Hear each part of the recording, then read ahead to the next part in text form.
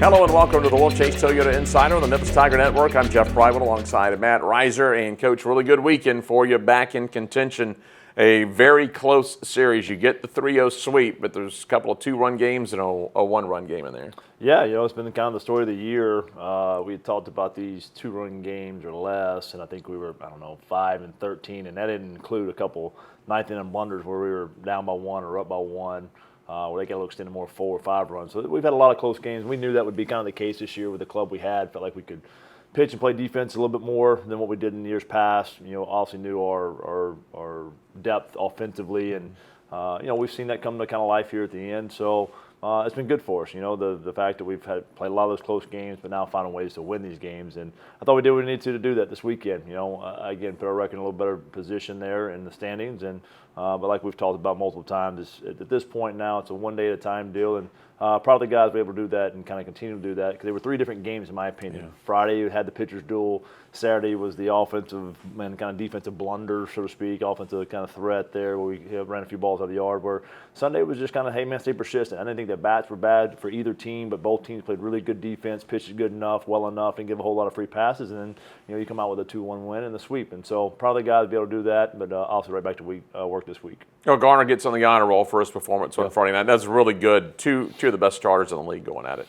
Yeah, he's been on the wrong end of some bad fortune. I think he's matched some guys really, really well. I can go back to the FAU game, right? I think we lost 2-1 that Friday night where he outdueled the so-called Friday night guy and then got to the bullpen, and they were finally able to find a way to win that one. So, it was good to see him finally get that win. I think it was our first conference win, American Conference, on Friday night. So, be able to get off to that start for us was really good, knowing Daniel coming off. He's the preseason and American Conference Pitcher of the Year. Coming off the National Pitcher of the Week before after what he did with Rice the week before. So we knew we'd have to match it, and then also what our bullpen was able to do.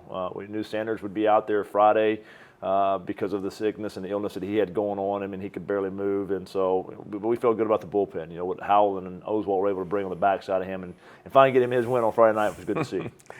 Saturday was much different, and it started out, 6 runs for UAB in the top of the second. There was some defensive miscues and everything really just going against you right off the bat in the top of the second. The Carter McKay home run, number one, Polite gets a hit to start the bottom of the second. That gets a little bit of energy back in the dugout. Then the 2-run homer.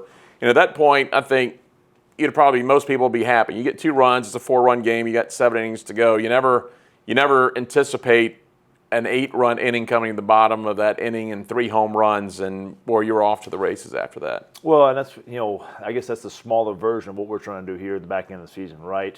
Hey man, don't look at what the difference is. Hey man, we're down by 6. Just find a way to answer, find a way to win that pitch, that at bat, and then we'll go into it. And then also you get yourself a little bit closer. You make it 6-2, but again, don't get content. Just keep going one bat at a time. All of a sudden you look up and you score 8 runs. Like, man, how did that just happen? And I think that was just the fact that we were able to compete in the immediate pitch, continue to keep that same mind frame, that mindset going through those at bats. And again, you looked up and we weren't trying to score 8, but hey man, we'll take 8 any day of the week, right? And I think it was the second highest total. We went back and looked. I think it was 9 runs. I think we scored earlier, so it was the second highest total we had scored in an inning due to the date. So it was good to see. And again, you talked about the freshman, right? Polite being able to come off.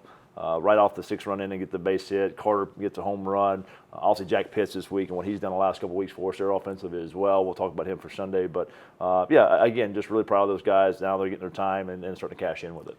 What about Polite? 8 of his last 9 games he's gotten a hit. He's on a 6-game hit streak. Looks extremely comfortable over at third. You can even, if you had to, because you've done it this year, throw him over at short. He's become incredibly valuable to this team. Yeah, he really has. He's athletic. You can see the strength, you see the athleticism. Learning the game, learning how to handle some things. I think that's been the maturity process for him. Physically is mature, but this is the part we talk about with freshmen coming in your program is, we need maturity, not only physically but mentally as well, and be able to handle the adversity in the day-to-day successes and failures, right? Both ends of it, and be able to be consistent showing up. And so he's shown a lot more of that product. He's done a good job of getting out there. Again, I can go back to the Arkansas State game where he played third base and it was a disaster, right? And you kind of look up and you see that's the same player you're talking about? Yes, it's the same player. He's grown and done a good job of maturing through the year, and so we'll look forward to finishing out strong. Then a 2-1 win on Sunday, and a game where both teams had spot starters. Luke got a second start of the season, so did their starter.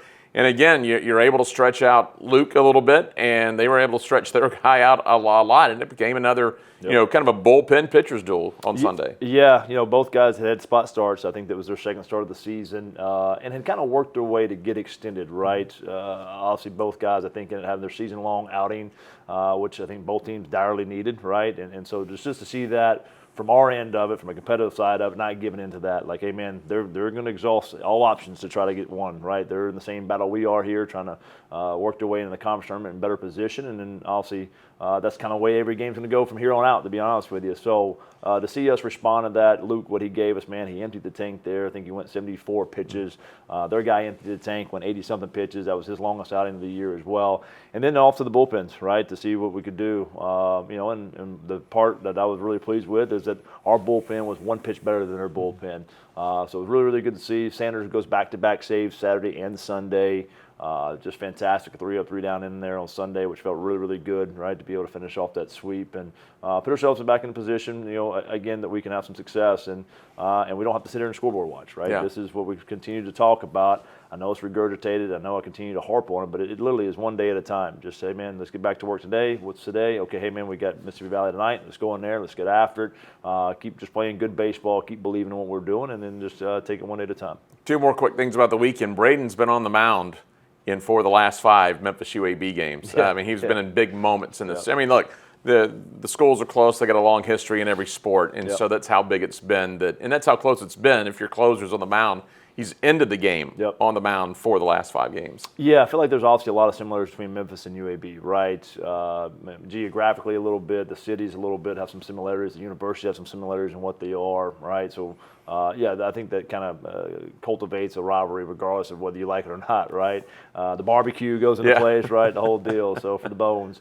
But yeah, like you said, I mean, it's been a good competitive, friendly rivalry where obviously Sanders has been in the game, and they've got him once, and he's got him 3 times. Yeah. So I'll take those odds any day of the week, right? We get 3 out of 4. And Braden now in the top 5 in saves here at Memphis over the weekend. Again, and a guy, early in the season, we just couldn't get ourselves into a position to where we were in save opportunities. So we started using him obviously in some different scenarios where, maybe we're down by 1 or 2 and gives us a shot in the 9th inning. And I think that's helped give him that extra little shot right here for the end. So now we are getting those 1-run and 2-run leads and being able to run him in there to finish games off. So he's staying sharp, he's staying crisp in what he's doing.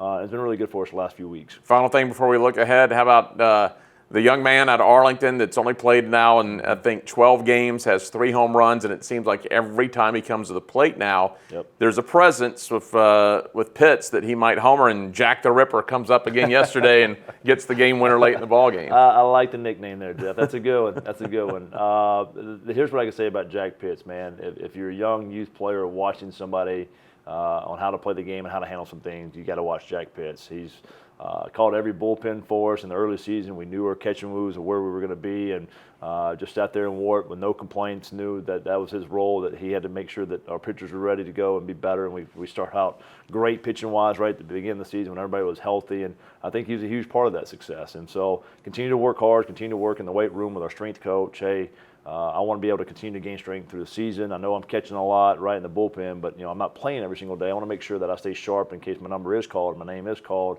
and then I'll see. Hey, man, we get to situations where his number's been called, and so he was ready for that opportunity. He sees that opportunity, and we'll look forward to him keeping this streak going here at the back end of the season. Well, tonight you got Mississippi Valley coming in. It's a midweek game, and we know right now the conference games are really paramount to our extending the season, but you do want to keep momentum in midweeks. It's funny, like even in this situation, how midweeks can either keep momentum or they can just take the air out of the balloon. Yeah, there's a couple things in this. I think one for us is we've got to find, when you get to this back end of the season, there's somebody that emerges that hasn't really done it all year, right? And so when you make a run and you feel like you're in a good place and you're starting to win some games that you hadn't early in the season, somebody emerges, right? We've talked a little bit about that. Jack Pitts obviously has done that for the last couple of weeks, but there's still another one that's going to emerge here in the last 2 weeks into the conference tournament. And so I think these midweeks give those guys that opportunity, right? Especially on the mound. I think the main focus, obviously, for any club this time of year is going to be the weekends and know how important those weekends are. there are some teams that are still fighting for at-large bids and trying to keep their RPI where it is. So that's another conundrum that, I guess fortunately or unfortunately, how you want to look at it, we're not in. So we are finding other pieces in there for us, I think, on the mound. We'll start Connor Pittman tonight and give him the opportunity. He's thrown a lot of strikes for us.